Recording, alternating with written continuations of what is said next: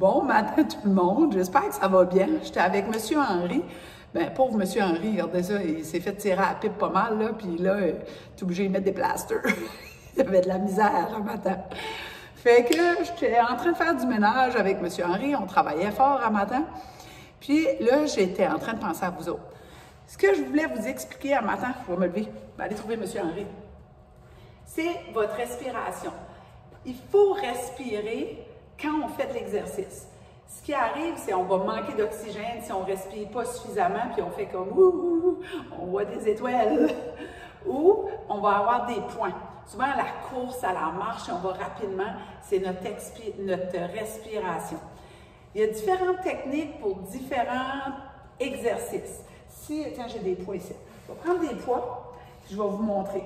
L'erreur majeure quand on fait, disons, des biceps curls, c'est qu'on prend assez lourd, puis on fait ça avec notre bouche. Puis on respire pas, puis là, on vient rouge comme une tomate. Là, deux choses qui se passent, on vient étourdi, on voit des étoiles, puis on peut pogner des points. Là, c'est moins évident. C'est rare que les points arrivent en faisant comme de la musculation, mais ça arrive. Souvent, en salle de classe, ce que je vais dire, pensez pas trop à votre inspiration, pensez à expirer. Fait, en expirant, ben, on ne pense pas à l'inspiration, puis votre corps, il ne vous laissera pas mourir. Ça, c'est sûr et certain. Tout le reste va se faire comme tout seul. Comme disons, si on court, on fait de la course, ben, moi, ce que je dis aux gens que j'entraîne ou que je vais courir avec eux autres, pense à expirer. Fait, je ne mets pas expire, ou à chaque deux pas, tu expires. Ben, je dirais, automatiquement, l'inspiration va se faire tout seul. Là, on a sorti des entraînements, là je déborde, là. Les rameuses sont sorties. Je vais vous montrer ça. Je suis donc bien excitée. J'ai sorti mes rameuses, là, ils sont un petit peu partout. On est en train de revenir tranquillement, pas vite, à la normale. Oh, excusez-moi. Depuis 2 ans et demi, mes rameuses étaient serrées, puis là, on sort ça. Donc, tout ça, je fait un petit détour. Quand on rame, ce que je dis, on rame, puis on apporte la rame, la poignée ici, il faut expirer. Fait, je dis tout le temps à mes participants, expire. Expire. Puis tiens, tranquillement, pas vite, les points, on n'a plus de points parce qu'on laisse notre corps faire ce qu'il a à faire en inspirant sans y penser. OK?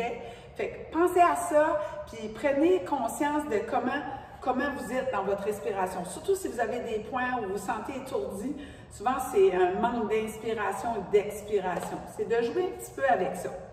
Puis là, on m'ont dit beaucoup de messages. Ben Dani, il y a beaucoup de monde qui sont joints à nous autres là, dans la communauté EnergyFit. Je vous dis bonjour. Tu me dis, Dani, c'est quoi cette technique-là? De quoi tu parles? Le crayon?